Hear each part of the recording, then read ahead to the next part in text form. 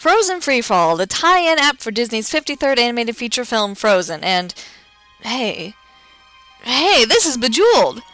Well, I have absolutely no problem with this because I love Bejeweled, but I had to delete it off my old iPod because PopCap Games gave me a virus. At least I can trust Disney not to do that. So yeah, if you've played Bejeweled, you know the drill. Line up 3 or more of a kind to break them and get a high score and... Wait, what? I lost? I lost a life? Yeah, this game is much more strategy-based than I remember Bejeweled being. I like that. It feels more like a real test of the gamer's skills. Or, the first few levels feel more like a real test of the gamer's skills. But I'll come back to that. What does this app do right? Well, first and foremost is the look of it. This app is gorgeous. I don't know who was in charge of painting and animating this map for the overworld, but they did a fantastic job.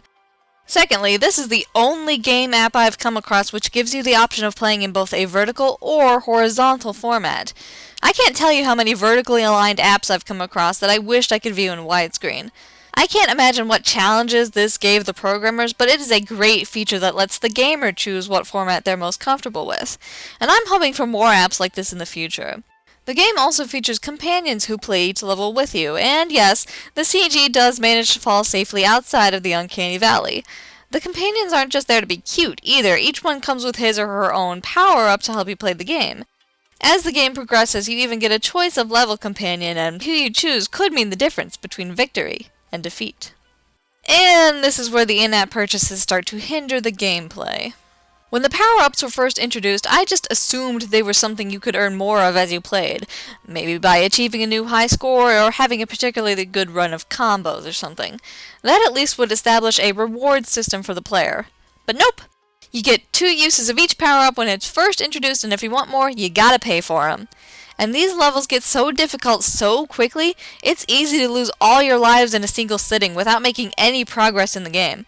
Oh, but don't worry, if you run out of lives and still want to keep playing, you can always buy more! Ugh. Yeah, this is a problem.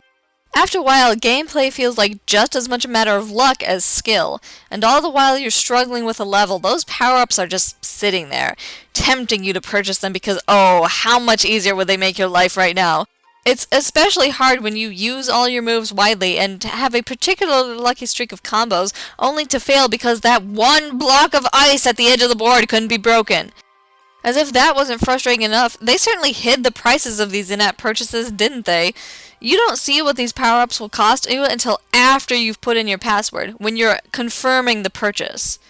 No. I'm sorry, but I'm not going to put my password in just to check the price on the off chance I'll accidentally hit confirm instead of cancel. These power-ups don't even guarantee a victory even if you do buy them.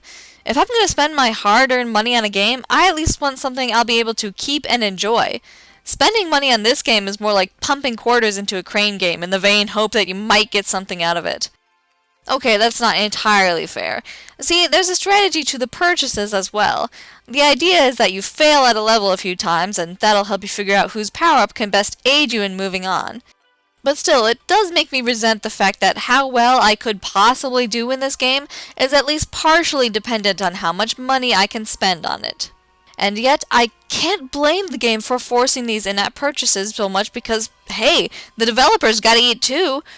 And that's something that's always bothered me. How exactly do the developers of these free games break even? I mean, I'm having trouble with the game, but I'm getting through it without relying too heavily on the in-app purchases. How do developers ensure they cover the cost of the development of the game if they don't make it so the player's success is contingent on constantly making purchases? I don't understand how it works, and I certainly don't understand why these kinds of apps are so prevalent. Maybe developers are afraid consumers won't purchase a game if they don't know what they're going to get, and yeah, I admit, that's a concern. Maybe Apple could offer 24-hour demos of these game apps or something. Something that would give users a taste for the app to see if it's something they'd actually enjoy. Because I am enjoying this game, and even though I think I could get more enjoyment out of it if I kept making purchases, I just can't afford to. Offering the power-ups as rewards instead of purchases would have made the gameplay flow a lot better and created a more satisfying experience.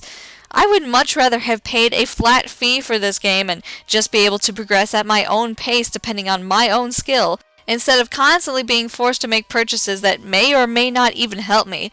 and all the while feeling guilty for enjoying an app that I barely paid anything for.